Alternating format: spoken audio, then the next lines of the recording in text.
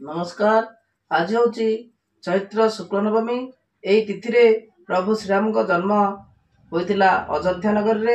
सेतेबेले अयोध्या रे नाना उत्सव मुखरित होता। समस्त मुखरे आनंद लहरी खेल जाइतिला। ठीक से भली जेतेबेले रामचंद्र वनवास गमन कले पितृ सत्य पालन करने अयोध्या रे शोकर छाया खेल जाइतिला। प्रभु श्रीराम जन्म लाभ करते त्रेता जुगरे दुष्ट विनाशी संथ पालन करने। ठीक से भली आमर द्वापर जुगरे मध्य श्रीकृष्ण जन्म लाभ करते दुष्ट रूपी कंस एवं अन्यान्य दुष्ट राक्षस मान विनाश करने। से भली राम अवतार ग्रहण करते आजिर तिथि। तेणु आजिर तिथि जेपरी राम जन्म लाभ करी दुष्ट को विनाश करते शांति प्रतिष्ठा करते। तेणु रामचंद्र को समस्ते प्रजानुरंजक बोली मन करते।